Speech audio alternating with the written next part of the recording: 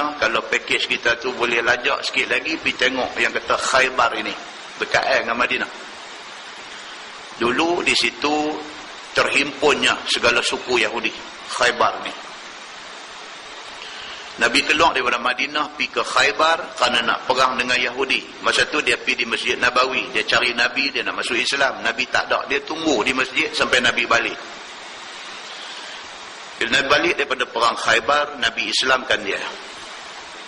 Nabi bagi nama dekat dia daripada nama Abdul Syams, hamba matahari. Nabi kata tak. Mula pada hari ini nama hang Abdul Rahman. Maka dia ni nama dia Abdul Rahman bin Sakhar.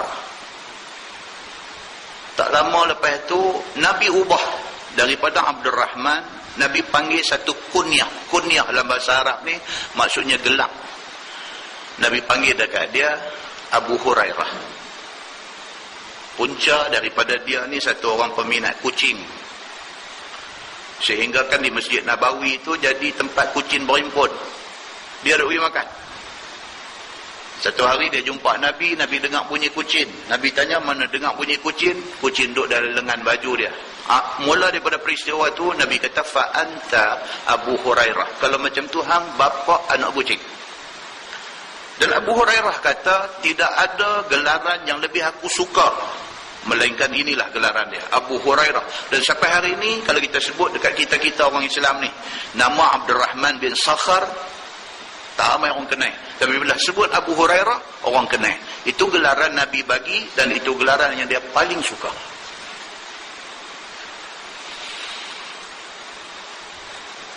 Dia tak puas hati apabila dia Islam, mak dia tak Islam. Tak seronok.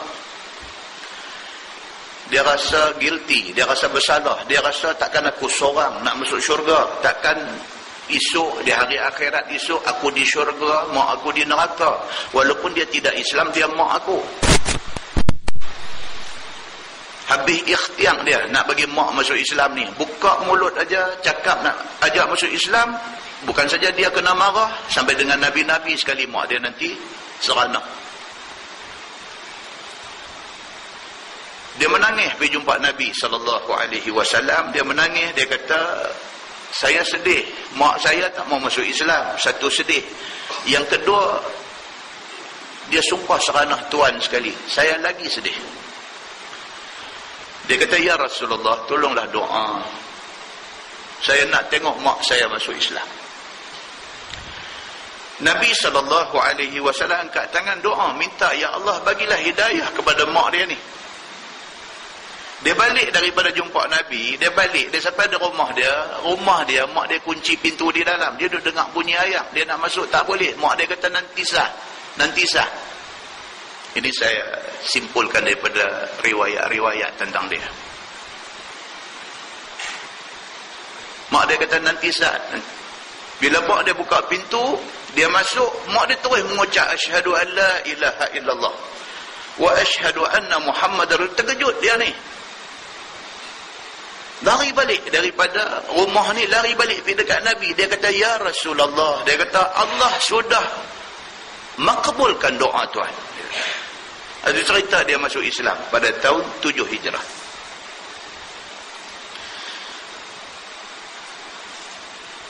Dia selepas daripada tu menjadi Ahlus Suffah. Pada zaman tu ada lebih kurang 70 orang Ahlus Suffah. Kalau tuan-tuan pergi Madinah hari ni, kita mai daripada arah belakang ni, daripada arah Babun Nisa, pintu orang perempuan ni, mai jerjak pagar makam Nabi tu, belah belakang dia ada satu pangkin. Dia raise up satu platform, satu pangkin tu, lepas tu dia duk letak Quran di situ lah ni. Itu pangkin tu, di situlah tempat Ahlus Suffah. Ahlus Suffah ni adalah orang-orang miskin yang bukan sahaja daripada Mekah, daripada Madinah, bahkan daripada merata tempat, daripada Yaman, daripada Bahrain, daripada apa semua. Mereka mai, mereka masuk Islam, mereka tidur bangun di pangkin tu lah. Lain tak ada, melainkan nak mengaji agama dengan Nabi SAW.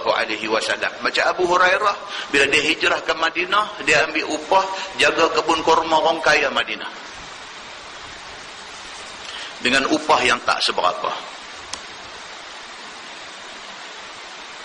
3 tahun dia menjadi khadam Nabi SAW. Abu Hurairah ni khadam ilmu. Dia ikut Nabi SAW ke mana pun. Tolak waktu Nabi tidur aja di rumah. Lain pada tu dia dengan Nabi SAW. Sekali kita baca hadis tu bagi habis. Selama 3 tahun dia fokus nak belajar daripada Nabi. 3 tahun. Dan dia, kalau kita baca dalam buku cerita pasal Abu Hurairah ni, dia disebut sebagai photographic memory. Allah bagi dekat dia satu ingatan yang cukup sharp. Photographic memory. Dia macam mesin photostat. Sekali lalu dia dapat dah. Kalau 2 muka surat, 2 muka surat dia dapat. Allah bagi ke dia kelebihan itu. Maka 3 tahun dia duk belajar daripada Nabi SAW cukup untuk dia jadi satu alim besar. Apabila tidak ada Nabi SAW, kealiman dia, kewarakan dia, keikhlasan yang terpancar daripada diri dia menarik perhatian majikan dia, tuan punya kebun kurma di Madinah ini. Maka ambil dia buat menantu. Maka dia bermula daripada situ, dia jadi menantu orang kaya. Walaupun dia sudah jadi orang kaya, dia bunyi macam sinetron Indonesia. Pengusaha penjajah tempe menjadi pengusaha tempe. Daripada duk jual tempe, tengok-tengok buka kelang tempe. Lebih kurang macam tu. Daripada duk kerja jual pokok kurma, kait buah kurma dan sebagainya, tiba-tiba Abu Hurairah ni sudah jadi pemilik kebun kurma. Pasal apa? Pasal dia menikah dengan anak orang kaya. Walaupun dia tiba-tiba jadi kaya, tidak jadi kelabu mata dia. Dia mengekalkan hidup yang cukup sederhana. Tabiat dia selepas daripada jadi ada duit ni, suka menderma dan suka jamu orang susah. Ini dia terkenal di Madinah. Dia suka jamu orang susah. Dia jumpa orang susah, dia bagi makan. Dia suka macam tu. Lepas wafat Nabi SAW, dia fokus kepada mengajar hadis di Masjid Nabawi.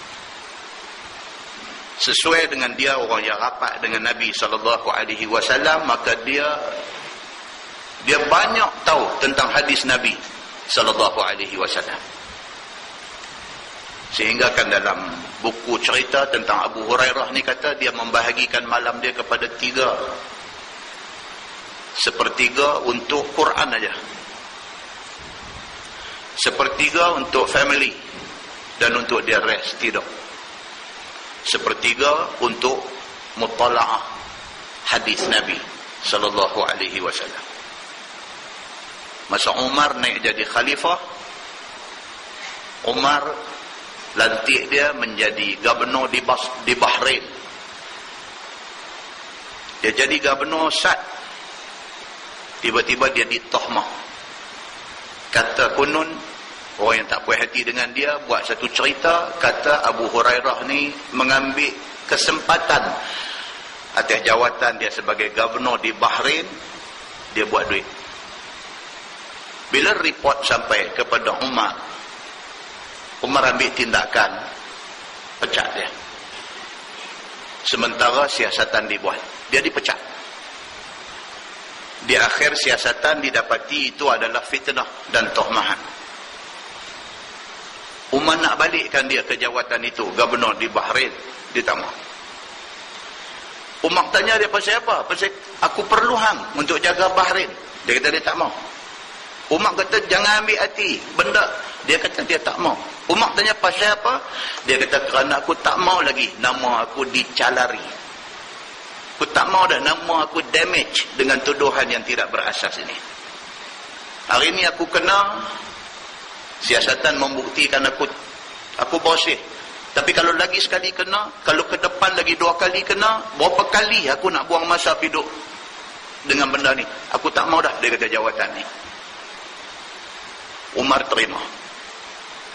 Tapi dia kekal dengan loyal dia, dengan ketaatan dia, dengan kesetiaan dia kepada Umar sebagai khalifah. Walaupun Umar pecat dia, walaupun dia rasa seperti dia aibkan,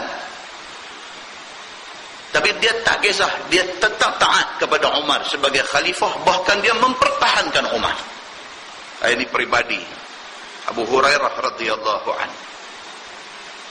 Bila jadi al-fitnatul kubra, yaitu pada masa Sayyidina Osman jadi khalifah, Osman lagi teruk kena fitnah. Yang fitnah itu membawa kepada wujudnya pemberontak daripada Syam dan daripada Mesir.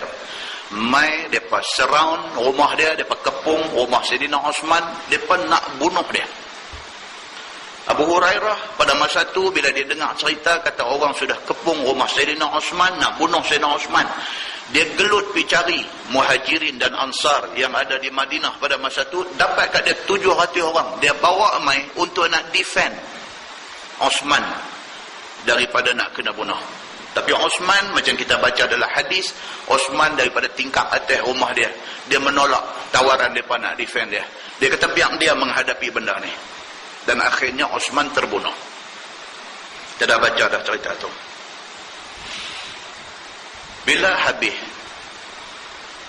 Sayyidina Osman naik Sayyidina Ali, Sayyidina Ali menawarkan jawatan Gubernur Madinah kepada Abu Hurairah. Dia tak mahu. Pasal dia orang alim Madinah pada masa tu. Memang orang tengok tak ada orang. Memang dia orang yang layak. Dia tak mahu. Dia kata cukup pengajaran dia menjadi gubernur di Bahrain. Dia tak mahu lagi menjadi gubernur di Madinah ni. Sayyidina Ali suruh, dia tak mahu sampai ke Sudah.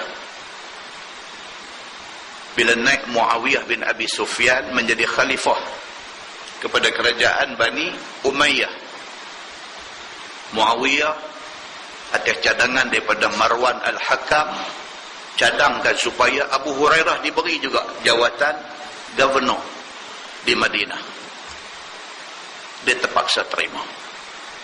Di sini di antara sebab musabab. Pasal apa orang Syiah tak boleh dengar nama Abu Hurairah. Orang Syiah tak boleh dengar nama Abu Hurairah. Kalau hadis sebut aja kata riwayat Abu Hurairah, mereka buang terus. Pasal apa? Pasal Syiah mentafsirkan perkara yang berlaku itu sebagai Abu Hurairah tidak sokong Ali. Pasal Ali tawarkan dia jadi gubernur Madinah, dia tak mau. Muawiyah naik, Muawiyah tawar, dia mau. Bermakna Abu Hurairah ni dalam hati dia ada rasa tidak suka kepada Ali. Maka kerana tu Syiah sampai hari ni tidak boleh terima Abu Hurairah radhiyallahu anhu. Bahkan mereka kalau sebut Abu Hurairah, mereka sebut laknatullah alaih. Wal'ayazubillah. Itu dia. Benda-benda macam ni tuan-tuan saja kita ambil tahu. Barulah kita apabila baca satu-satu hadis sebut nama Abu Hurairah, kita tahu dia siapa. Dia satu orang yang sangat hebat dan sangat istimewa. Hadis yang kita baca tadi diriwayatkan daripada dia. Kata Abu Hurairah, dia kata yaqulun. Dia kata orang ramai duk cakap, duk tak puas hati. Dia kata inna Abu Hurairah qad akthar. Dia kata Abu Hurairah ni mai kok mana dia ni yang dia banyak sangat riwayat hadis ni. Sedangkan 3 tahun aja dia duduk dengan Nabi. Abu Bakar As-Siddiq daripada zaman di Mekah dalam Abu Bakar sudah Islam, berapa saja hadis Abu Bakar riwayat. Umar, Osman, Ali, berapa saja hadis mereka ni riwayat. Mereka ni lagi rapat dengan Nabi. Yang Abu Hurairah ni tahun 7 Hijrah masuk Islam, tiba-tiba riwayat hadis sampai 5,000 lebih. Maka orang mempertikaikan Abu Hurairah radhiyallahu anhu. Dia respon kepada benda ni. Dia kata wallahul mau'id. Abu Hurairah kata Allah Subhanahu wa taala yang bagi kesempatan kepada dia untuk bersama Nabi. Dia kata walaupun Allah bagi dekat dia 3 tahun, tapi 3 tahun bagi dia cukup bermakna. Dan kita pun kadang-kadang kita ada kawan, berkawan sampai 20 tahun. Berbanding dengan satu kawan, baru kawan setahun. Tapi kawan setahun ni kita tak boleh lupa kebaikan dia. Nampak tak? 20 tahun lama pada masa tidak ada pada kualiti. Kualiti persahabatan itu tidak ada. Tapi ada orang kawan setahun yang dengan kita sangat berkualiti setahun itu. Sama macam kita jadi ibu bapa di rumah. 24 jam kita duduk dengan anak kita. Tapi anak duduk tak hati baca Quran itu. Berbanding dengan satu kawan kita, dia cukup busy, cukup sibuk. Ada masa sejam, 2 jam ya dengan anak di rumah. Tapi dia ajang Quran dekat anak dia. Maka 2 jam yang berkualiti itu lebih baik daripada 20 jam, 24 jam yang tak ada kualiti. Abu Hurairah radhiyallahu anhu, dia 3 tahun aja dengan Nabi. Tapi 3 tahun itu dimanfaatkan sebaik-baiknya. Bila orang duk tohmah dia, duk kata macam-macam, macam tak percaya ke dia, dia kata macam tu. Dia kata, Wallahul mau'id. Dia kata, Allah subhanahu wa ta'ala yang bagi kesempatan kepada aku untuk bersama Nabi sallallahu alaihi wasallam. Wa yaqulun, dan kata orang ramai, ma balul muhajirin wal ansar la yatahaddatsuna misla ahadithi. Orang-orang Muhajirin, orang-orang Ansar, berapa punya lama masa dok ada dengan Nabi, tak ada pula riwayat hadis sebanyak yang diriwayat oleh Abu Hurairah. Ini kata orang ramai. Depa compare, depa banding. Dia 3 tahun punya banyak riwayat hadis. Ni yang Muhajirin, Abu Bakar, Umar, Osman, ini semua Muhajirin. Daripada zaman di Mekah lagi duduk dengan Nabi. Tak banyak pula riwayat macam dia ni. Orang Ansar, orang Madinah, daripada Nabi sampai Madinah 10 tahun Nabi duduk di Madinah, tak banyak pun riwayat dengan dia, sedangkan dia 3 tahun saja. Itu cakap-cakap orang. Abu Hurairah kata, sa'ukhbirukum an dzalik. Abu Hurairah kata, okey, aku nak respon kepada tohmahan orang ini. Aku nak bagi tahu dekat depa yang duk kata kat aku ni, inna ikhwani minal ansar kana yashghaluhum amalu aradihim. Abu Hurairah kata, orang-orang Ansar maksud orang Madinah. Orang-orang Madinah ni anak jati Madinah, orang yang memang kelahiran Madinah ni, yashghaluhum amalu aradihim. Depa ni sibuk dengan hal pertanian depa, hal yang melibatkan tanah bendang, tanah sawah depa, tanah kebun depa. Depa sibuk. Pasal mereka orang Ansar, mereka orang Madinah. Mereka memang tanah tu mereka punya. Jadi mereka ada banyak tanah. Bila mereka ada banyak tanah, mereka banyak mengusahakan tanah. Mereka banyak kebun kurma. Mereka sibuk. Yashghaluhum, maksudnya masyghul. Mereka ni disibukkan dengan hal menjaga kebun kurma mereka. Wa inna ikhwani minal muhajirin, manakala saudara-saudara kita daripada kalangan muhajirin, orang Mekah yang mai ke Madinah ni, kana yashghaluhum as-safqu bil aswaq. Depa ni sibuk dengan bisnes. Depa mai daripada Mekah mai ke Madinah sehelai sepinggang, tak ada apa. Ada tanah di Mekah.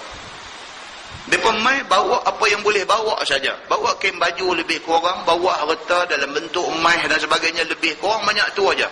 Jadi hak banyak mereka bawa tu, emas apa yang mereka bawa, duit ringgit yang mereka bawa lebih kurang daripada Mekah tu, digunakan sebagai modal untuk nak buat bisnes di Madinah. Pasal ini Madinah tempat baru, mereka nak kena cari makan, mereka nak kena cari rezeki untuk hidup. Maka kerana tu Abu Hurairah kata, orang-orang muhajirin, orang Mekah yang mai ke Madinah, mereka sibuk dengan hal ahwal bisnes mereka. Wa kuntu alzamu Rasulullah sallallahu alaihi wasallam ala mil'i batni. Manakala aku, dia kata aku mai daripada Yaman, aku tak ada apa. Dia kata aku mai semata-mata kerana nak memenuhi perut dan dada aku dengan ilmu daripada Nabi sallallahu alaihi wasallam. Nampak tak? Anak kita pergi masuk sekolah irsyad, ngaji daripada form 1 sampai form 5, duk tak erti Arab itu. Daripada form 1 sampai form 5 mengaji bahasa Arab, tak erti Arab itu lah. Ada satu engineer lulusan universiti dalam bidang engineering yang tidak pernah masuk sekolah menengah agama apa pun tak pernah. Dia mai daripada aliran sains dan sebagainya, masuk universiti jadi engineer, dia keluar kerja, dia pergi ambil kelas bahasa Arab intensif 1 tahun, dia menguasai bahasa Arab. Ada tak jadi benda ni? Ada, ramai lah ni tuan-tuan. Ni habis mengaji irsyad daripada form 1 sampai form 5 tu tak erti Arab itulah. Siap dengan tak mau belajar bahasa Arab, siap nak lari daripada sekolah irsyad ni. Nak lari. Duk kalut lepas periksa form 3 ni, duk kalut nak keluar, nak pergi sekolah sains, nak pergi MRSM, nak pergi, tak mau duk sekolah irsyad ni. Ayah dia pasal apa? Ayah nak hang mengaji sekolah agama, ayah nak hang reti bahasa Arab. Dia kata pasal bahasa Arab tu nak lari. Dia tak boleh. Pasal apa? Pasal tak minat pada awal. Tak minat. Dia tak minat bahasa Arab ni, sampai muka ustaz mengajar bahasa Arab ni dia nampak kembang kecil dia nampak, dia tak mau bahasa Arab ni sampai macam tu. Dan inilah penyakit yang duk jadi di sekolah menengah agama hari ni. Tak tahu tang mana silap dia. Silap guru tak pandai mengajar ke, ataupun tak tahu. Ya, seorang ni pula daripada form 1 masuk sekolah yang bukan aliran agama, tak pernah jumpa bahasa Arab, tak reti pun fa'il maf'ul ni nak berbaris macam tak reti, masuk universiti, pi luar negeri, pi United Kingdom, pi United States of America, balik mai dengan ijazah engineering, pi kerja, punya teringin nak jadi ustaz. Sampai atas inisiatif sendiri, pi ambil kelas bahasa Arab intensif dan sebagainya, dan akhirnya menguasai bahasa Arab. Itu bandingannya kalau kita nak bawa pada hari ini. Dan demikian hal jadi kepada zaman Nabi SAW. Abu Hurairah ni mai daripada Yaman, mai dalam 3 tahun tu dia menguasai ilmu-ilmu Islam sampai dia menjadi guru besar dalam bidang hadis di Madinah. Tidak bermakna Sayyidina Abu Bakar, Sayyidina Umar apa semua tak bagus. Dah, bukan kerana tu. Alasan Abu Bakar, Umar, Osman ini tidak mau meriwayatkan hadis, kita dah baca di Masjid Fahim hari tu. Kita dah baca dah. Sayyidina Osman ni sampai anak dia kata dekat dia. Anak dia kata dekat Sayyidina Osman, dekat bapa dia. Dia kata, ayah punyalah rapat dengan Nabi. Pasal apa tak banyak ayah cerita apa yang Nabi kata? Osman kata, pasal aku tak cerita ni, pasal aku dengar Nabi kata, man kadzaba alayya muta'ammidan falyatabawa maq'adahu minan nar. Osman kata, Nabi dah bagi warning.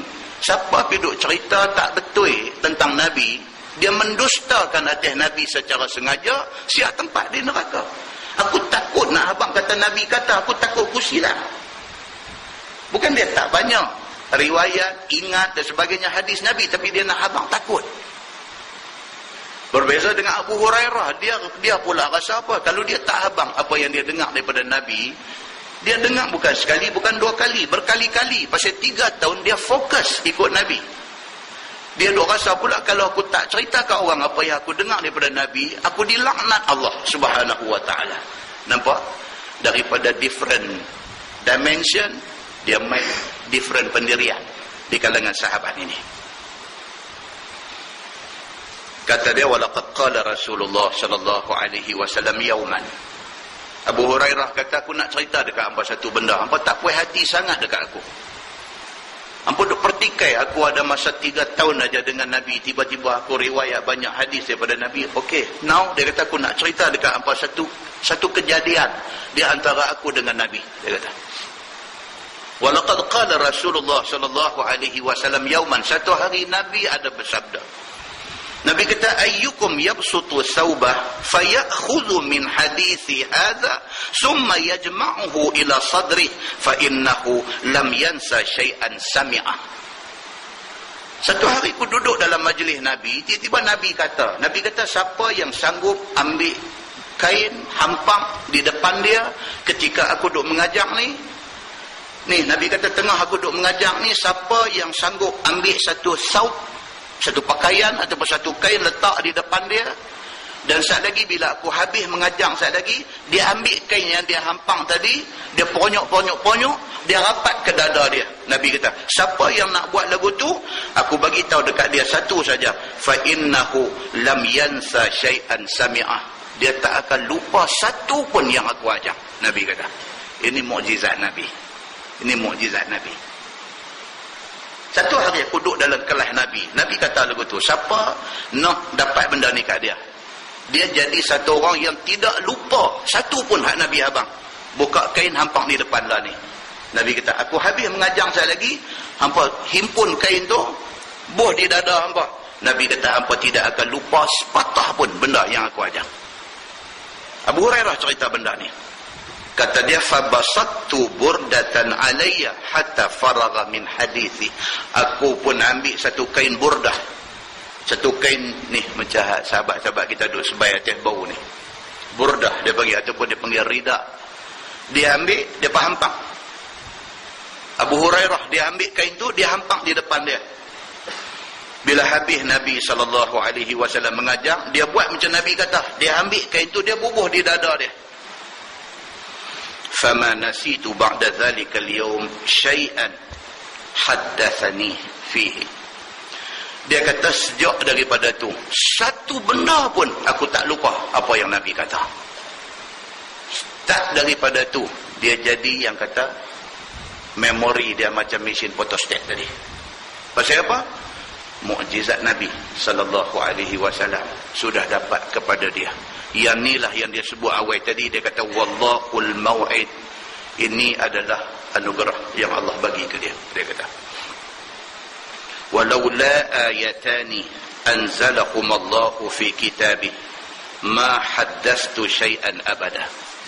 Dia kata kalaulah tidak kerana ada dua potong ayat dalam Quran, kalau tak kerana dua potong ayat ni, apa yang aku mengaji daripada Nabi ni, aku simpan habuan aku saja. Aku tak bagi kat siapa pun. Dia kata. Ni, dia kata, hampa ingat aku seronok sangat ke ni, duk pergi bagi tahu yang tu, yang ni dekat hampa. Hampa ingat apa? Hampa ingat aku ni gila glamour. Hampa ingat aku ni gila populariti. Hampa ingat aku ni gila orang sanjung sebagai tok guru besar. Hampa ingat macam tu? Tak, dia kata. Bukan macam tu. Kalau ikut hati aku, dia kata, aku susah payah pergi mengaji dekat Nabi, habuan aku sudah. Tak payah share dengan orang lain. Tapi oleh kerana ada dua potong ayat dalam Quran, kerana ayat ni, maka kerana itulah aku duk cerita kat hampa segala hadis yang aku pernah dengar daripada Nabi sallallahu alaihi wasallam. Dalam surah Al-Baqarah ayat 159 160. Allah berfirman, innal ladzina yaktumuna ma anzalna minal bayyinati wal huda min ba'di ma bayyanahu lin-nasi fil kitab ulaika yal'anuhumullah wa yal'anuhumul la'inun. Ayat ni aku takut. Tuhan kata orang-orang yang menyembunyikan, yang buat sorok, yang kedekut ilmu yang diturunkan Allah dalam Quran dan sebagainya, yang berupa keterangan dan juga huda dan juga petunjuk. Siapa-siapa yang dapat ilmu tu, ilmu daripada Quran yang merupakan keterangan dan juga petunjuk, dia dah dapat dekat dia, tiba-tiba dia sorok, dia sembunyi, dia tamak, dia habuan dia saja, tak mau share dengan orang. Ulaika yal'anuhumullah wa yal'anuhumul la'inun. Quran kata apa? Mereka ini akan dilaknat Allah dan akan dilaknat oleh semua makhluk yang boleh melaknat. Dia kata, aku bila aku teringat ayat ni aku takut. Pasal apa? Pasal aku banyak dengar hadis daripada Nabi SAW. Kalau sekiranya aku simpan benda ni, aku takut Allah laknat aku. Kerana tu aku duk cerita ke hampa. Bukan kerana aku nak hampa panggil aku tok guru. Bukan aku nak hampa angkat aku, hampa sanjung aku. Bukan kerana tu. Tapi kerana aku tak mau dilaknat oleh Allah Subhanahu wa ta'ala. Tuhan kata illal ladzina tabu wa aslahu wa bayyanu, melainkan orang yang bertaubat. Wa aslahu, kemudian dia buat pembetulan pada kesilapan dia. Fa ulaika atubu alaihim, mereka itu aku terima taubat mereka. Dia ada ilmu, dia duk simpan kat dia. Lepas tu dia pun rasa bersalah pasal menyembunyikan ilmu. Dia bertaubat dan dia sebarkan ilmu. Orang macam ni Tuhan kata aku terima taubat dia. Wa ana tawwabur rahim, dan aku Tuhan yang maha menerima taubat lagi maha penyayang kepada hamba-hambaku. Muslimin dan muslimat yang dirahmati Allah sekalian. Itu cerita tentang Abu Hurairah radhiyallahu anhu dan juga ilmu yang Allah anugerah dekat dia dan juga mukjizat Nabi yang tertumpah kepada dia. Mudah-mudahan mukadimah itu memberi manfaat kepada kita insya-Allah. Kita menggunakan Bahrul Mazi jilid 4.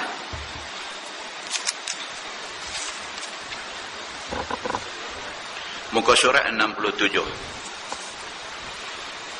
Jilid 4 muka surat 67, bab ma jaa fi sajdah fi iqra bismi rabbikal ladzi khalaq wa idza as-samaa'u inshaqqat. Itu bab yang datang pada menyatakan sajdah pada firman Allah Subhanahu wa taala, wasjud wasjud waqtarib, di dalam surah Iqra bismi rabbikal ladzi khalaq, dan firman Allah wa idza quri'a alaihimul Qur'an la yasjudun, di dalam surah idza as-samaa'u inshaqqat. Ini dia nak cerita dekat kita tentang ada dalam Quran yang kita duk baca ni, dia ada ayat-ayat yang dipanggil ayat sajdah. Ayat sajdah. Yang kita tahu ayat sajdah ni hak duk baca pagi jemaah tu saja. Dia panggil alif lam tanzil. Kan? Dalam Quran ada 15 tempat ayat sajdah. Dan sebelum kita baca, kita kena tahu yang kata sujud sajdah ni apa. Yang kata sujud sajdah ni apa. Sujud sajdah ni bukanlah bermaksud sujud pada mana-mana ayat yang sebut perkataan sajdah. Bukan. Bukan kata bila saya jumpa saja perkataan sajadah ataupun yasjudu atau terus sujud. Bukan. Sebaliknya, yang dikatakan sujud sajadah ini ialah sujud pada ayat-ayat tertentu yang Nabi SAW sujud apabila membacanya. Dia bukan kata semata-mata jumpa perkataan sujud kita disuruh sujud, dah. Dia cuma ada 15 tempat saja dalam Quran yang apabila jumpa ayat tu kita disunatkan sujud. Pasal apa? Pasal Nabi semasa hayat dia, bila dia baca ayat tu dia sujud. Maka kerana tu kita disunatkan sujud. Itu sebab tuan-tuan, Islam ini adalah agama petunjuk Allah, bukan agama reka-reka. Itu sebab kita Islam, kita tak boleh mereka. Tak boleh. Kita mengaji pandai sampai PhD pun dalam bidang agama. Kita tidak diberi lesen untuk nak menokok tambah agama. Tak boleh.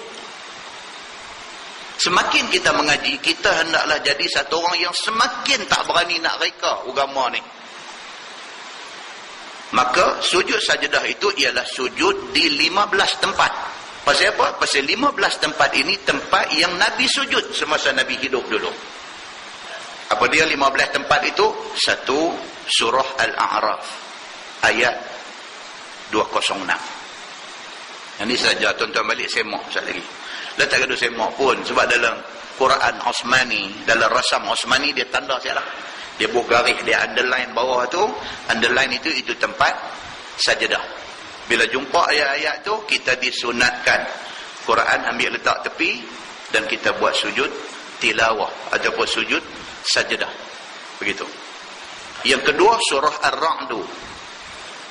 Surah Ar-Ra'du ayat 15. Yang ketiga, surah An-Nahl ayat 50. Yang keempat, surah Al-Isra ayat 109. Yang kelima, surah Maryam ayat 58. Yang keenam, surah Al-Hajj ayat 18. Surah Al-Hajj ini spesial pasal dia ada 2 tempat sujud dalam surah Al-Hajj. Dan yang ketujuh, surah Al-Hajj juga ayat 77. Yang ke-8, surah Al-Furqan ayat 60. Yang ke-9, surah An-Naml, surah semut, surah An-Naml ayat 26. Yang ke-10, surah As-Sajdah yang untuk baca pagi jemaah tu ayat 15. Yang ke-11, surah Sad ayat 24. Yang ke-12, surah Fussilat ayat 38. Yang ke-13, surah An-Najm, surah bintang ayat 62. Yang ke-14, surah Al-Insyiqaq ayat 21. Dan yang ke-15, surah Al-Alaq, Iqra bismi rabbikal ladzi khalaq ayat 14. Ini sahaja 15 ayat yang apabila kita baca, bila sampai tang bahagian ayat tu disunatkan kita sujud. Dan sujud sajadah ini sebelum kita baca detail dia. Apa hukum sujud apabila kita sampai di ayat itu? Apa hukum sujud tu? Dua pendapat. Di dalam hal agama ni selalu kita akan jumpa perbezaan pendapat. Pendapat yang pertama, pendapat jumhur. Jumhur makna dia majority. Jumhur ulama yang terdiri daripada Imam Malik, mazhab Maliki, Imam Syafi'i, mazhab Syafi'i, dan Imam Ahmad bin Hanbal, mazhab Hanbali. Mereka tiga-tiga sepakat mengatakan sujud ketika jumpa ayat sajadah itu sunat, tak wajib. Maknanya apa? Kalau baca ayat itu tak sujud, tak salah. Katalah imam jadi imam sembahyang Isya, dia baca surah Al-Alaq, Iqra bismi rabbikal ladzi khalaq, dia baca sampai last sekali, wasjud waqtarib. Itu ayat sajadah. Dan imam tak mau sujud, dia rokok biasa aja. Boleh tak boleh? Boleh, tidak salah. Pasal apa? Pasal sujud apabila jumpa ayat sajadah itu sunat, bukan wajib. Tapi Imam Abu Hanifah, Imam mazhab Hanafi, dia kata wajib. Sebab kalau mazhab Hanafi, kalau kita di Penang, masyarakat India Muslim di Penang, mereka jumpa ayat sajadah, mereka sujud. Kerana bagi mereka tak sujud tu berdosa. Jadi kita kena tahu benda ni. Pasal apa? Supaya kita tak jadi cemperak. Pasal kita ni satu penyakit, tuan-tuan. Kita mudah kata orang salah. Ini penyakit kita. Oh, senang-senang kita salahkan orang. Jadi kita kena tahu dulu, orang buat tu betul ke salah. Kita nak buat ke tak mau buat macam dia buat, itu kita punya hak. Tapi kita sekurang-kurangnya kita ada ilmu. Kita tahu dia buat tu pasal apa. Kita tahu kata dia buat, dia ada hujah dia. Kita tahu dia buat pasal ada hadis yang menyokong perbuatan dia. Cuma kita cenderung kepada hak kita duk pegang, kita buat macam kita. Pasal apa? Pasal bukan kata Abu Hanifah salah dalam hal ni. Ini ijtihad. Ijtihad tak salah. Cuma beza dia, kalau tepat 2 pahala. Kalau tak tepat 1 pahala. Dia tak ada cerita pangkahnya. Nampak? Bila kita faham benda ni, tidaklah timbul riuh rendah di dalam masyarakat. Muslimin dan muslimat yang dirahmati Allah sekalian. Isu yang kedua dalam bab sajadah ini, isu yang kedua, adakah kita nak sujud sajadah ataupun sujud syukur kena ada wudu? Ini juga satu perbincangan. Kena ada ayat semayang ke tak kah? Kita duduk di rumah, sujud sajadah ataupun sujud syukur. Ni kita bercakap tentang sujud syukur. Kita duduk di rumah, dia anak telefon daripada universiti dia. Ayah, dia kata bunyi. Salam pun tak bagi. Jadi kita kata, awak ni pasal apa? Ni abang dapat 4 flat, Pak Izzah. Nah abang, result keluar, dia ada di universiti dia, dapat 4 flat. Abang dapat 4 flat, Pak Izzah. Alhamdulillah, kita ni pun terus tengok kiblat belah mana. Kita pun duduk di rumah tak pakai seluar awal, seluar pendek. Kita pakai tutup aurat elok. Terus kita pun sujud. Sujud itu sujud syukur. Sedangkan kita tak ada ayat semayang. Boleh ke tak boleh? Ataupun bila dengar berita tu, okey. Ni tahniah. Azat ayat nak pergi ayat semayang. Ataupun macam tu. Cerita ada ayat semayang ataupun tidak ada ayat semayang untuk sujud sajadah dengan sujud syukur ini dibincangkan oleh ulama besar. Baik. So perlukah ada wudu? Pendapat pertama, Ibnu Taimiyah dan Ibnu Hazm. Dia kata oleh kerana sujud syukur ataupun sujud sajadah ini bukan salat, bukan semayang, dia kata, maka tidak perlu wudu. Itu pendapat Ibnu Taimiyah dan Ibnu Hazm. Ini orang hebat tuan-tuan. Kalau nak cerita Ibnu Taimiyah dengan Ibnu Hazm, tak baca pula kitab malam ni. Kan cerita Abu Hurairah saja pun nak masuk Aisyah. Nak pergi cerita pula tentang Ibnu Taimiyah, tentang Ibnu Hazm ni panjang cerita lah. Ibnu Hazm ni bukan orang komen-komen.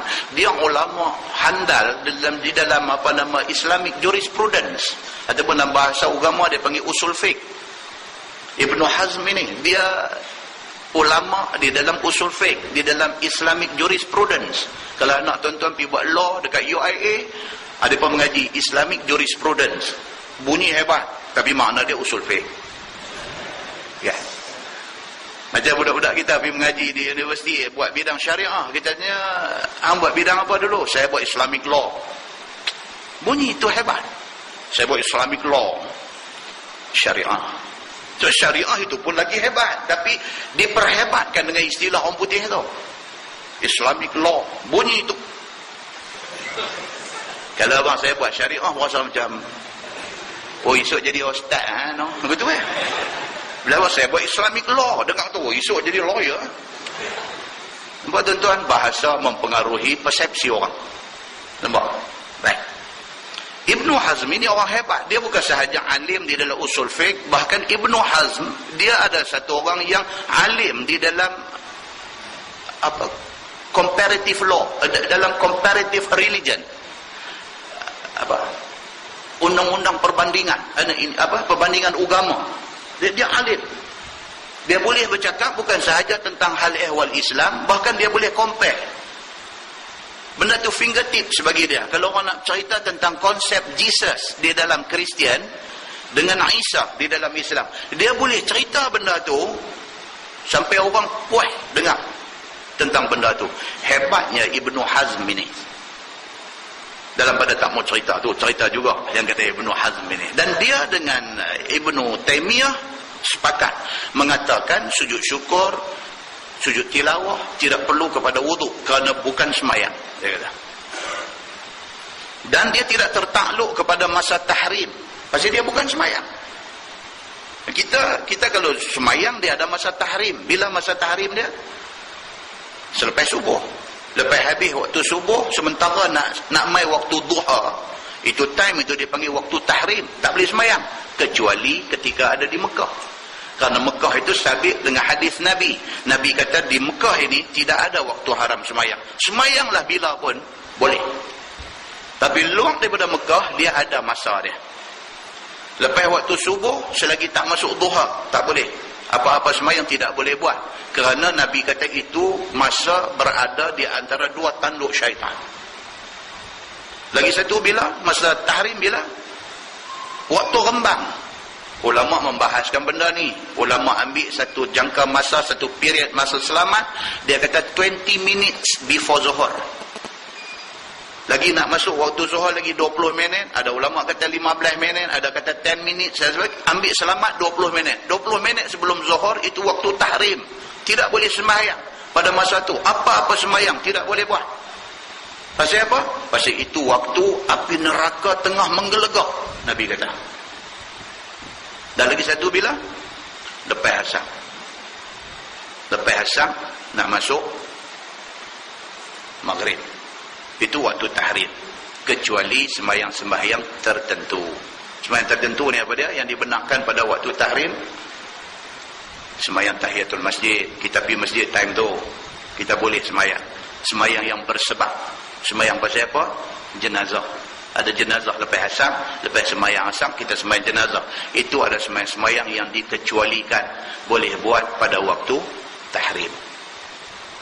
Perbincangan agama tentang benda-benda ni sangat detail. Ibnu Taimiyah dengan Ibnu Hazm, dia kata apa? Dia kata sujud syukur ataupun sujud tilawah bukan sembahyang, maka dia tak ada sembahyang pun boleh buat. Bahkan dia kata tidak tertakluk kepada waktu tahrim, waktu haram sembahyang, tak tertakluk. Tetapi kata Ibnu Taimiyah dan Ibnu Hazm, tetapi dia kata apa? Kalau dipatuhi adab-adab sembahyang itu lebih baik. Maksudnya apa? Ambil ayat sembahyang dalam keadaan menutup aurat dan sujud mengarah ke kiblat. Kalau buat macam tu, kata dia itu lebih baik. Muslimin dan muslimat yang dirahmati Allah sekalian, cara nak buat sujud sajadah, sujud tilawah ataupun sujud syukur, cara dia pula macam mana? Ni sebelum kita baca cerita ni, kita tahu benda ni dulu. Dia ada dua. Satu ketika tengah sembahyang, satu di luar sembahyang. Waktu tengah sembahyang contohnya macam mana? Sembahyang subuh bagi jemaah. Imam baca Alif Lam Tanzil, baca surah Sajdah. Bila metang ayat sujud dalam sembahyang, kita buat macam mana? Yang pertama, kata jumhur ulama yang terdiri daripada Imam Malik, Imam Syafi'i dan Imam Ahmad bin Hanbal dan sebahagian daripada ulama-ulama besar mazhab Hanafi. Depa kata cara nak sujud dia, kalau kita dalam semayang, ucapkan takbir untuk nak sujud. Kan bagi jemaah, bila mai tang ayat sajadah nak sujud. Nak sujud tu jumhur kata ucapkan takbir. Maksudnya nak turun sujud tu sebut Allahu Akbar. Sebut Allahu Akbar. Dan lepas sujud sekali tu bangkit terus, sambung balik rakaat yang pertama juga lagi. Nak bangkit tu pun sebut Allahu Akbar. Itu kata jumhur ulama. Sebut tu, nak sujud pun sebut Allahu Akbar, bangkit daripada sujud nak berdiri balik pun sebut Allahu Akbar. Tapi Imam Abu Hanifah dia kata apa? Tak perlu sebut Allahu Akbar. Bila sampai tang ayat tu terus sujud aja. Dan habis sujud terus bangkit aja, tak payah sebut Allahu Akbar. Itu pendapat Imam Abu Hanifah. Habis. Kalau luang semayang, itu dalam semayang kita biasa buat. Pas kita biasa semayang, jemaah di masjid, imam duk baca alif lam tanzil, surah saja, kita biasa buat. Kalau di luang semayang, di luang semayang benda ni berlaku kepada dua orang. Yang pertama, kepada orang yang baca ayat sajadah, dia disunatkan sujud. Dan yang kedua, orang tak baca tapi dengar. Dua-dua orang ini disunatkan sujud. Orang hak baca tu pun disunatkan sujud, hak duk dengar pun sunat sujud. Kita duk baca surah sajadah, bini duk lipat kain sebelah. Bila mai tang sajadah, kita sujud, dia pun kain sujud juga. Itu orang yang disunatkan sujud sajadah, orang baca dan orang yang dengar. Dalam hal di luar semayang ini, pendapat pertama pendapat Syekh Muhammad bin Saleh Al-Utsaimin, ulama besar Mekah. Dia dah mati 13 tahun dah, Syekh Utsaimin. Sampai hari ini kalau di Saudi, di Mekah, di Madinah, dan kepada orang-orang yang berminat dengan aliran Mekah Madinah ni, aliran sunnah ni, pendapat Syekh Utsaimin ni memang selalu diguna pakai. Syekh Utsaimin ni ulama besar di Saudi. Dia ni keturunan Bani Tamim. Bani Tamim kan, cerita hadis akhir zaman, sebelum mai Imam Mahdi akan mai satu pemuda Bani Tamim. Dia akan menyerahkan bendera panji-panji kepada Imam Mahdi. Kan? Itu daripada Bani Tamim. Dia ni Syekh Muhammad Saleh Al-Utsaimin ini, dia daripada keturunan itu, daripada Bani Tamim. Bani Tamim. Kalau Tamim tu kicap Tamim. Kan? Jadi dia buat confuse pula. Ni kata ni kicap ni bagus ni, kicap ni ada zaman Nabi ni. Tak ada, itu lain, itu toyu, cerita lain. Ini Bani Tamim. Umur 14 sudah hafaz Quran. Yang kata Syekh Muhammad Saleh Al-Utsaimin ni umur 14 sudah tamam, komplit satu Quran sudah hafaz. Tapi dah meninggal pun dah. Tapi nama ditinggalkan. Di Mekah Madinah nama dia sangat masyhur. Dia kata apa? Kalau di luar salat, bila kita baca jumpa ayat sajadah, ucapkan takbir Allahu Akbar dan sujud sekali. Bangkit tidak payah takbir. Nak sujud saja takbir. Bangkit tak payah takbir. Dan begitulah selesai. Yang dikatakan sujud tilawah. Kalau kita tak duduk dalam semayang. Tapi Dr. Wahbah Zuhaili hari itu main Malaysia hari itu. Dr. Wahbah Zuhaili, dia profesor di dalam usul fiqh, di dalam Islamic Jurisprudence. Ni Dr. Wahbah Zuhaili, ada gila ni. Dia kalau anak-anak tuan-tuan pergi mengaji di Al-Azhar, pergi mengaji di mana-mana universiti di Middle East, ataupun mengaji di fakulti Islam di universiti tempatan kita, di UM ke, di UKM ke, di mana yang ada fakulti Islam, teks dia ni, teks tentang usul fiqh Dr. Wahbah Zuhaili akan menjadi teks wajib, mesti belajar. Alim besar dia ni. Dia main Malaysia itu pun hebat. Habis segala tuk-tuk guru yang ada di Malaysia ni cium tangan dia habis. Dia hebat, dia memang sangat berilmu. Dia bermazhab Syafi'i. Dia ada tulis buku yang dipanggil Al-Fiqhul Islami. Ada terjemahan dalam bahasa Malaysia, ada jual di kedai-kedai buku harfah, semua tuan-tuan boleh tengok. Al-Fiqhul Islami, Dr. Wahbah Zuhaili.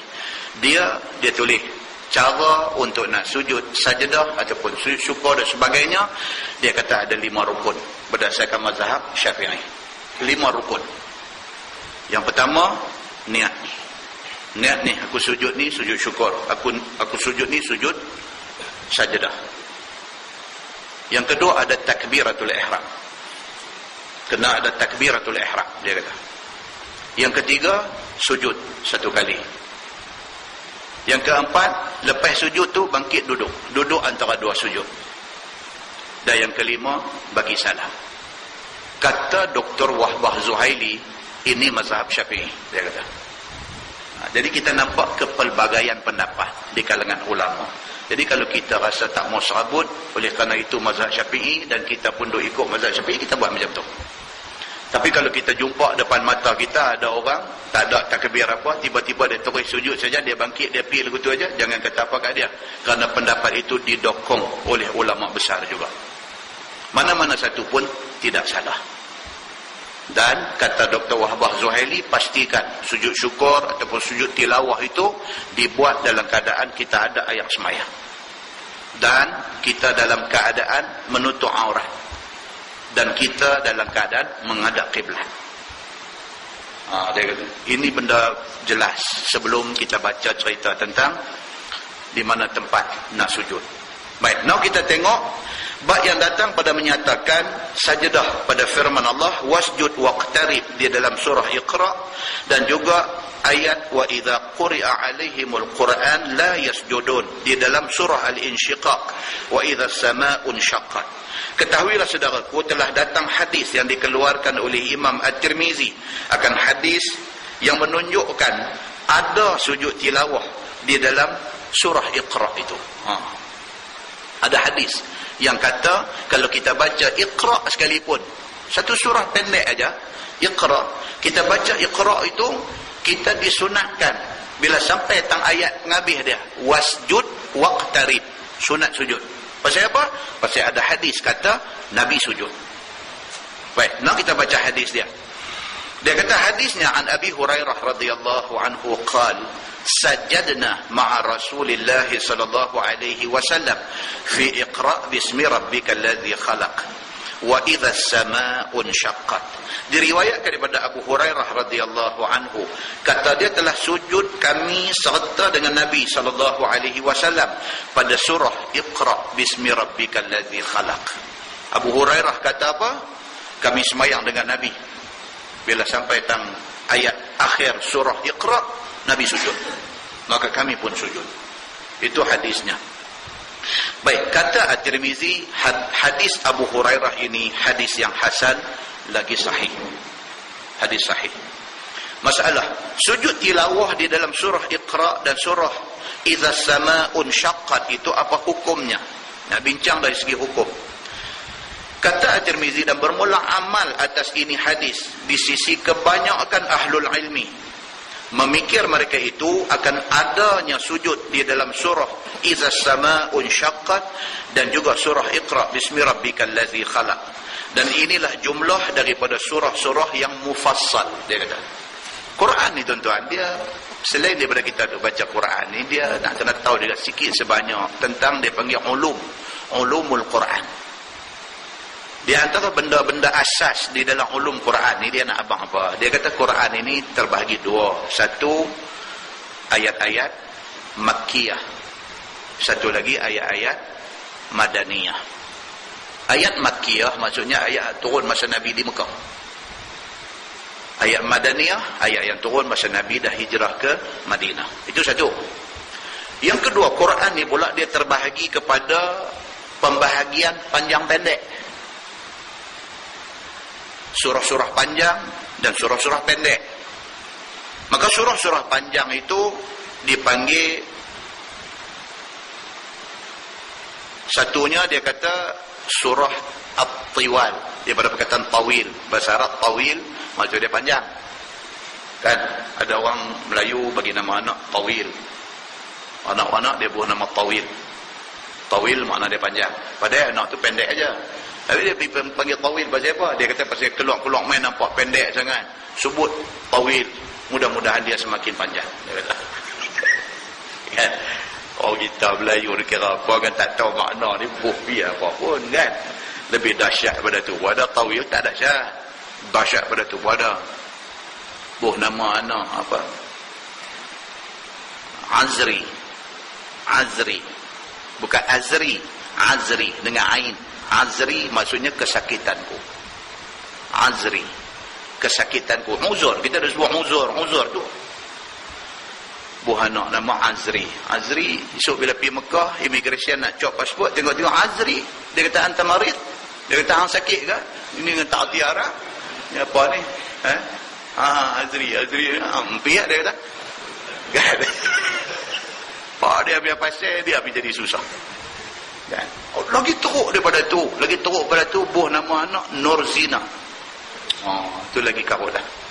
Lagi karut. Jadi nak buah nama tu rojok-rojok buku, lah ni banyak buku duk ada, tanya-tanya abang dengan orang yang reti bahasa Arab. Supaya dia pasal apa, bila kita silap kok mana pun esok dia nak ubah tak boleh dah. Habis sangat dia buah kuih siput tu.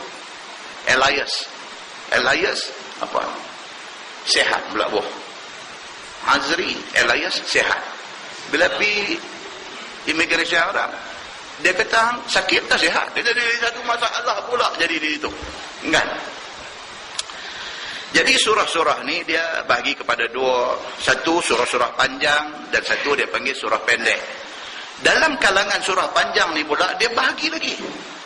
Satu dia panggil surah At-Tiwal, surah panjang betul. Di antaranya apa dia? Al-Baqarah. Panjang betul. Al-Baqarah ada berapa ayat? 286 ayat. 286 ayat. Dan kita tak pernah peduli benda ni. Pasal macam semalam kuliah kita di Padang Temusu kan. Kita kata apa? Malam ni.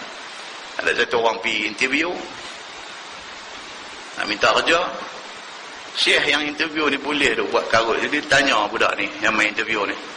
Dia kata dekat duit sekupang tu ada gambar apa? Dia tanya soalan macam tu. Yang budak ni duk mengapai rukun negara lah. Duk mengapai macam-macam. Dia pergi tanya duit sekupang. Dia kata di duit sekupang ada gambar apa? Budak ni pun sekupang. Sekupang. Bunga raya tak? Bunga raya ambil keluar. Kata, marah pasal tak tahu gambar di duit sekupang pun nak marah suruh keluar. Takkanlah esok dia kerja nak kira duit sekupang. Kan? Tapi nak habang kata, kita benda-benda macam tu kita take for granted. Mana kita ambil tahu gambar apa, nak hafal gambar apa ada di duit apa. Macam tu lah bila orang tanya, surah Al-Baqarah ada berapa ayat? Pacik mulut memang. Padahal tak tahu pun. Tapi itu taktik budak-budak sekolah lama. Kan? Jadi Al-Baqarah ini 286 ayat. Tak apalah tu. Kalau orang tanya Al-Fatihah ada berapa ayat pun duk buat umi-umi atau kawan dah. Al-Fatihah tak boleh lupa. Apa-apa mesti tahu. Sebab hadis sebut terang sab'ul masani. Dia ada 7 ayat. Itu jangan duk buat apalah tak ingat. Yang kedua, dalam surah-surah panjang ini dia ada panggil surah Al-Mi'un. Al-Mi'un. Dan bahasa Arab 100 dia panggil mi'ah. Mi'ah maksudnya 100. Mi'ah. Mi'un maksudnya surah yang mengandungi lebih daripada 100 ayat. Dia panggil Mi'un. Al-Mi'un. Apa nama, kalau ayam Arab dia panggil mi'ah. Dan pancong toilet tu dia panggil Duratul Miyah. Duratul Miyah, bukan Miyah. Mi'un. Mi'un ni maksud 100 lebih. Kalau Duratul Miyah maksudnya bilik air pancong. Kalau pergi Saudi, kita tanya dekat polis ada jaga airport tu nak tanya pancong tang mana. Kita tanya, "Ismah li ya Syekh, aina Duratul Miyah?" Dia gelak mengelupung atas lantai. Pasal apa? Itu terlalu bahasa surat. Ismah li ya Syekh, minta maaf, aina Duratul Miyah, di manakah bilik air? Dia dengar, dia kelupung dia lantai. Pasal apa? Pasal depa di sana dia rosakkan dah bahasa tu. Dia tak panggil Duratul Miyah, dia panggil apa? Duratul Moyah. Dia panggil Moyah itu bahasa yang telah diporak-perandakan oleh orang Arab. Kan? Moyah dia panggil. Kan? Jadi Al-Mi'un maksudnya surah yang mengandungi lebih daripada 100 ayat. Dia ada juga surah dia panggil Al-Masani. Al-Masani maksudnya surah itu hampir 100 ayat. Contohnya surah Al-Hijr 99 ayat. Nah, dia panggil surah Al-Masani. Ada surah dia panggil Al-Mufassal. Ini kita jumpa dah saat ni. Al-Mufassal dalam kitab ni. Al-Mufassal ni maksudnya apa? Kalau dalam bahasa Arab, Al-Mufassal maksudnya divided. Tapi maksud dia di sini ialah surah pendek-pendek. Al-Mufassal. Dalam kumpulan surah-surah pendek ni pula ada 3 pula. Yang ni tak masuk Faizal. Tuan-tuan dengar aja sudah. Tak usah kau kena nak apa tak kena. Ini tak akan ditanya pun dalam interview. Surah Al-Mufassal, surah pendek ni pula dia bahagi 3 pula. Satu, surah pendek panjang. Surah pendek tapi panjang juga. Itu maksudnya.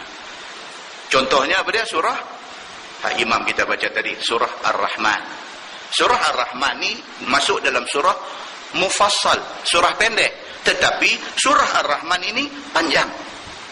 Pasal apa? Pasal surah Ar-Rahman ada berapa ayat? 78 ayat. Jadi pendek-pendek pun panjang juga. Maka dia dipanggil surah pendek panjang. Dia panggil. Dia ada lagi satu surah pendek medium. Pendek medium ini pembahagian dalam ilmu Quran. Pendek medium. Pendek medium ni contohnya surah apa? Wasyamsi wadduhaha. Surah Asy-Syams. Dia nak kata pendek sangat tak, nak kata panjang tak. Dia ada berapa ayat? 15 ayat aja. Wasyamsi wadduhaha. Dia duduk dalam kumpulan surah Mufassal, surah pendek sederhana, pendek medium. Dia ada juga surah Mufassal, surah pendek yang dipanggil pendek-pendek. Contohnya surah apa? Inna a'tainakal kautsar, yang menjadi surah wajib kita bila sembahyang asar. Kan? Kita automatik. Dia lagu Allahu Akbar, Iftitah, Fatihah, Inna a'tainakal kautsar. Lagu tu yang kita nanti duk main. Dia main rakaat kedua Fatihah, Qul huwallahu meluncung keluar. Itu adalah surah-surah favorite majority orang. Okey? Baik. So now yang kita duk baca lah ni dia kata apa? Dia kata sujud tilawah ini berlakukah di dalam surah yang mufassal, surah pendek. Maksudnya apa? Iqra bismi rabbikal ladzi khalaq, duduk dalam kumpulan surah apa? Surah pendek. Adakah Iqra yang duduk dalam kumpulan surah mufassal, surah pendek ni pun bila mai tang ayat sujud, kita disuruh sujud? Itu ceritanya. Dan kata setengah daripada ahlul ilmi tidak ada sujud pada surah pendek itu kerana akhirnya ditinggalkan, yakni tidak dibuat oleh Nabi sallallahu alaihi wasallam. Ada sebagian ulama kata no, surah-surah mufassal, surah-surah pendek seperti Iqra, seperti Izas Sama'un Syaqqat, surah Al-Insyiqaq, ini surah pendek. Surah-surah ini kalau jumpa ayat sujud, Nabi tidak sujud, kata setengah ulama. Maka kerana itu surah pendek kalau jumpa ayat sajadah tidak disunatkan sujud. Maka golongan yang pegang kepada benda ni, dia bila baca surah ni, surah pendek ni, dia tidak sujud. Sedangkan hadis yang kita baca tadi, Abu Hurairah kata apa? Nabi SAW bila baca Iqra bismi rabbikal ladzi khalaq, Nabi sujud. Ada ulama kata tak disunatkan sujud pada surah pendek. Di situ nampak ada pertembungan pendapat. Sekali lagi dia akan cerita penyelesaian dia. Baik, masalah sujud pada Izas Sama'un Syaqqat, apa kata Imam Syafi'i? Kata dia, wahai saudaraku, di dalam ada ikhtilaf di antara Imam Malik dan Imam Syafi'i tentang surah mufassal, surah pendek ini. Kata muridnya, telah aku tanya akan Imam Syafi'i tentang sujud di dalam surah Izas Sama'un Syaqqat. Anak murid Imam Syafi'i tanya Imam Syafi'i, ni bila kita baca surah pendek ni, Izas Sama'un Syaqqat ataupun Iqra bismi rabbikal ladzi khalaq, adakah bila metang ayat sajadah kita nak sujud? Maka jawab Imam Syafi'i, dia kata padanya sujud. Imam Syafi'i kata ya, sujud. Tapi surah pendek tuan imam, dia kata ya, walaupun surah pendek, kata Imam Syafi'i sujud. Apa alasan Imam Syafi'i? Alasan dia hadis yang kita baca tadi. Baik, maka kata Imam Syafi'i, Maka kata anak murid dia, apakah dalil bahawasanya padanya itu ada sujud? Ni anak murid ni dua cakap pandai pula. Imam Syafi'i dah kata ada sujud. Dia duk tanya pula, dalil dia apa tuan Imam? Macam orang lah ni taklah pandai sangat, tapi memandai. Bila orang habak kata itu pula, dia tanya balik. Dia kata ada hadis lah. Nampak tu macam dia very knowledgeable. Dia nak tahu to the detail, which is very good, bagus. Tapi kadang-kadang tersasul pula geng yang pandai ni. Tersasul. Kita kata ini ada dalam Quran ni. Dia tanya balik, Quran tu sahih ke? Yang tu tersasul. Dia duk biasa tanya, hadis ni sahih ke? Hadis ni sahih ke? Mai tang Quran pun dia tanya, sahih ke? Quran hang tanya sahih ke tak? Oh, sorry, sasul. Dia kata. Pasal terlampau nak pandai. Kan? Jadi Imam Syafi'i ini dia dah bagi tahu dekat anak murid dia. Bila anak murid dia kata bila baca Iqra nak sujud ke takkah? Dia kata sujud. Anak murid bagi soalan tambahan. Anak murid dia kata, apa dalil dia? Kalau baca Iqra nak kena sujud. Maka dijawab oleh Imam Syafi'i dengan beberapa hadis yang tersebut di dalam Al-Um. Imam Syafi'i jawab, hadis di antaranya kita baca tadi. Dia jawab betul. Masalah, dia kata sujud di dalam surah yang mufassal itu apa dalilnya? Ya saudaraku, telah dikatakan dahulu tadi bahawasanya surah Idzas Samaa'un Syaqqat dan surah Iqra itu setengah daripada surah yang mufassal, yakni surah-surah yang pendek. Kata Imam Nawawi di dalam syarah Muslim, maka mengambil hujah dengan hadis itu oleh Imam Malik rahimahullahu ta'ala dan mereka yang muafaqah dengan dia bahawasanya tiada sujud di dalam surah-surah yang mufassal. Imam Malik dia kata tak ada sujud. Dan bahawasanya sujud di dalam surah An-Najm dan surah Idzas Samaa'un Syaqqat dan Iqra bismi rabbikal ladzi khalaq itu kata Imam Malik ada hadis, tetapi hadis itu sudah dimansuhkan. Itu alasan Imam Malik. Betul hadis yang hangpa baca tu betul. Dia kata tetapi berdasarkan ilmu yang ada dekat Imam Malik. Imam Malik ni pun imam hadis tuan-tuan. Sampai habis umur dia di Madinah dan dia memang imam Madinah dan imam hadis. Nampak tuan-tuan? Itu sebab kita tidak boleh memandang rendah ataupun mengecil-ngecilkan perbezaan pendapat. Sebab both parties, dua-dua pihak mempunyai hujah yang kuat. Imam Malik ni jauh lebih alim hadis daripada hadu-ada. Tapi dia berpendapat. Dia kata hadis yang kata bila baca Iqra sujud itu, hadis itu sudah dimansuhkan. Itu kata Imam Malik. Dimansuhkan dengan hadis yang tersebut di dalam masalah yang akan datang, iaitu masalah 192 yang akan datang. Hadis riwayat daripada Zaid bin Sabit. Hadis itu akan datang. Akan datang maksudnya apa? Lepas raya. Orang akan baca hadis tu. Tapi secara ringkasnya, hadis tu riwayat daripada Zaid bin Sabit. Siapa dia Zaid bin Sabit ni? Siapa dia? Dia qari zaman Nabi. Sampai Nabi sebut, Nabi kata siapa nak belajar Quran, belajarlah. Di antaranya Nabi sebut nama Zaid bin Sabit. Alim Quran. Jadi hadis riwayat daripada Zaid bin Sabit. Dia kata apa? Dia kata satu hari dia duk baca surah An-Najm. Nabi duk ada. Bila sampai tang ayat sajdah, Zaid bin Sabit tak sujud. Dan Nabi pun tak sujud. Hadis ni digunakan oleh Imam Malik nak kata surah-surah mufassal, surah-surah yang pendek tak payah sujud. Dia kata, pasal apa? Pasal hadis Zaid bin Sabit. Dia baca surah pendek sampai tang ayat sajdah, Zaid yang baca pun tak sujud, Nabi yang duk ada tepi pun tak sujud. Itu hujah Imam Malik, dan Imam Malik imam hadis. Nampak tuan-tuan? Dua-dua pihak ada hujah dia. Baik. Dan dia kata di situ menunjukkan bahawa Nabi tidak sujud. Ataupun dengan hadis riwayat daripada Ibni Abbas bahawasanya Nabi SAW tidak sujud dia pada satu daripada surah yang mufassal, yang pendek-pendek selepas daripada Nabi berhijrah ke Madinah. Benda ni berlaku selepas Nabi hijrah ke Madinah. Nabi bila Nabi baca ataupun orang baca surah mufassal, surah pendek, orang tu pun tak sujud, Nabi pun tidak sujud. Kata riwayatnya begitu. Kata Imam Nawawi, dan bermula ini mazhab dhaif. Ni yang kata perbezaan pendapat di kalangan ulama besar. Imam Nawawi pun bukan kecil anak.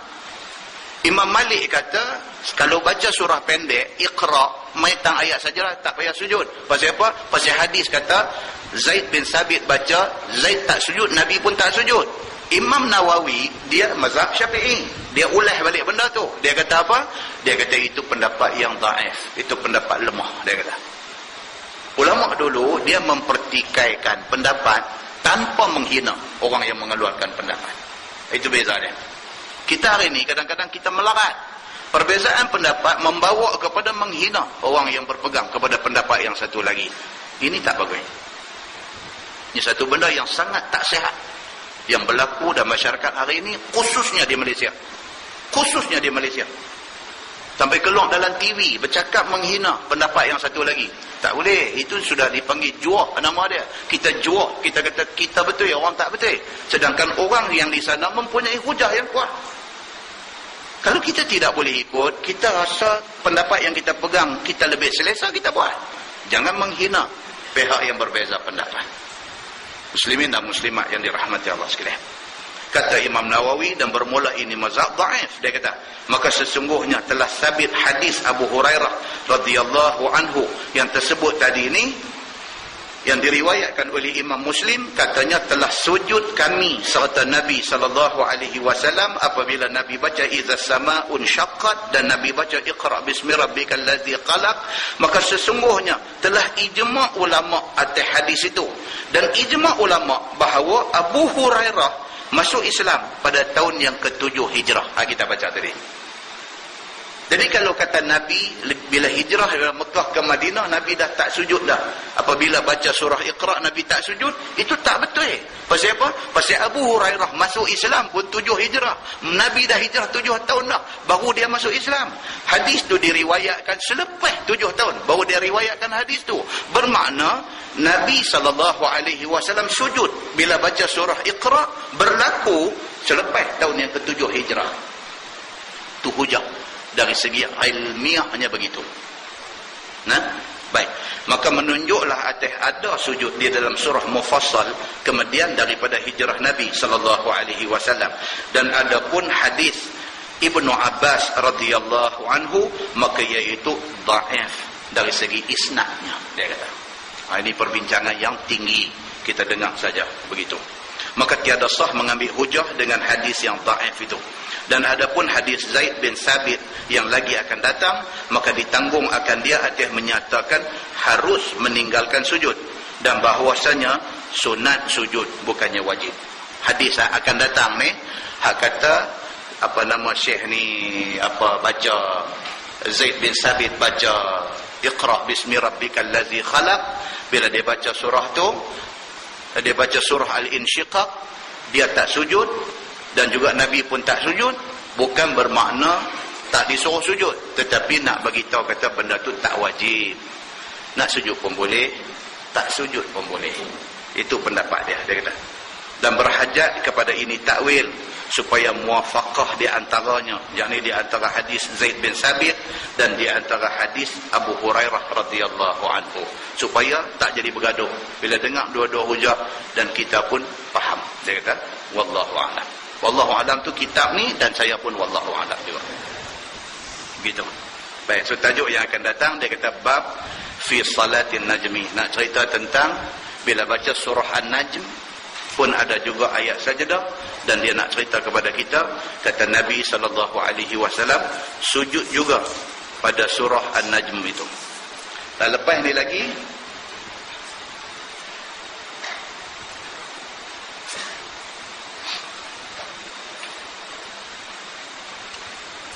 dia akan main hadis-hadis yang cerita tentang surah-surah yang Nabi sujud ni. Saya tidak akan baca panjang-panjang sebab dia akan cerita benda yang sama.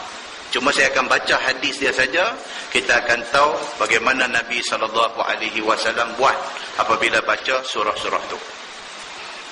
Kemudian pula kita akan tengok yang akan datang ni, dia main cerita surah Sad, surah Al-Hajj. Kita akan baca selepas ni, lepas raya insya-Allah kita akan masuk ma yaqulu fi sujudil Quran, apa bacaan dalam sujud sajdah. Yang kata sajada wajhiya lillazi khalaqahu tu, adakah itu bacaan yang Nabi baca dan apa makna dia. Kan kita dah kadang-kadang 30 tahun dah duduk semayang pagi Jumaat, duduk buat sujud sajadah, dan 30 tahun tu lah kita tak tahu makna dia. Tak tahu pun sajada wajhiya lillazi khalaqahu, tu apa makna tu? Subhana rabbiyal a'la kita tahu, maha suci Tuhan yang maha tinggi. Antu tak faham, antu tahu dah. Ni yang sajada wajhiya lillazi ni khalaqahu ni apa dia? Aku sujud kepada Tuhan yang mencipta wajah aku ini. Ni aku sujudkan sajada wajhi, aku sujudkan muka aku ni lillazi khalaqahu, kepada Tuhan yang mencipta muka ni. Muka yang bini kita berkenan ni. Dia nak abang dia begitu. Muka kita ni bukan semua orang berkenan, bini kita berkenan. Kan? Muka kita ni bukan semua orang berkenan. Ada orang tengok menyampah tengok muka dia ni, tapi bini kita tengok, oh dia kata inilah pujaan hatiku, dia kata kan. Jadi muka kita ni kita letak hati dai sebagai tanda sujud kepada Allah. Dalam sujud sajadah kita sebut benda tu, sajada wajhiya, aku sujudkan wajah aku ni lillazi khalaqahu, kepada Tuhan yang mencipta muka ni. Wa syaqqa sam'ahu wa basarahu, dan juga Tuhan yang membuka pendengaran dan penglihatan mata aku. Ni yang telinga kita hari ni boleh dengar. Orang bisik tentu kita tahu, kata kat guru. Telinga dengar ni, siapa yang buka pendengaran ni? Allah yang buka. Allah bagi ni, pendengaran ni Allah bagi, dan dia boleh ambil balik at any time tanpa notis. Duk elok-elok, tak dengar. Ada tak nak jadi benda ni? Tuan-tuan pergi hospital, jumpa doktor ENT. Jumpa doktor ENT, dia boleh beritahu. Dia kata, saya pun tak tahu. Termasuk dengan tuan ni dah 113 orang. Dia kata, duk tak dengar. Dia kata, awak malam raya duk tembak mayang buluh. Dia kata, tak pernah tembak, bahkan marah kalau orang tembak. Habis yang telinga pergi jadi tuli tiba-tiba ni pasal apa? Tak tahu. Saya bangkit pagi tadi tak dengar apa. Allah sudah ambil balik pendengaran. Penglihatan pun sobah. Duk tengok elok-elok ni. Tak tengok, tak nampak. Tonyoh biji mata ni tak nampak. Dia start dengan nampak ketang tu. Nampak bergetang semua orang tu. Gonyong-gonyong biji mata, dia nampak sekat. Dia nampak pinggang naik ke atas ya. Bawah dia tak nampak. Goncang-goncang kepala tengok. Pinggang turun ke bawah pula nampak. Dia tak nampak kepala pula. Tuan-tuan, ada jadi. Ni contoh buat ni ada jadi. Pergi jumpa eye specialist. Pergi jumpa ni doa abangnya pasal apa. Dia cek. Dia kata, setakat yang saya cek, okey. Dia kata, tak ada masalah. Jadi awak ni mata saya jadi macam TV rosak ni. Tabuh 2-3 kali belakang, tengok dia keluar balik gambar. Sekejap lagi dia lagu hilang, dia lagu duk main kecil, dia duk main. Doktor nanti kata, cuba hambang dengar di TV tu. Dengar apa? Dengar dia bunyi duit. Nak suruh keluar duit, beli baru. Rupanya. Dia kata TV. Manusia pun serupa.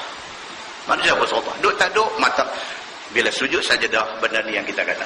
Sajada wajhiya lillazi khalaqahu. Aku sujudkan muka ni kepada Tuhan yang menjadikan muka ni. Wa syaqqa sam'ahu wa basarahu, dan juga kepada Tuhan yang membuka mata dan juga pendengaran telinga.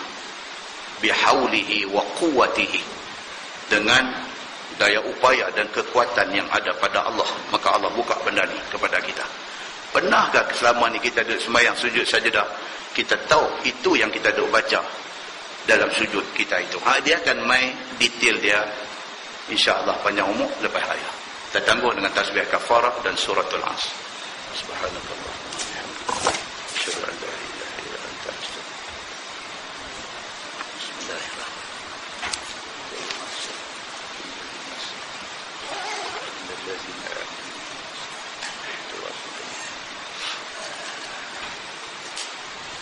اللهم صل على محمد في الأولين والآخرين وسلم رضي الله تبارك وتعالى عن سادتنا أصحاب سيدنا رسول الله أجمعين.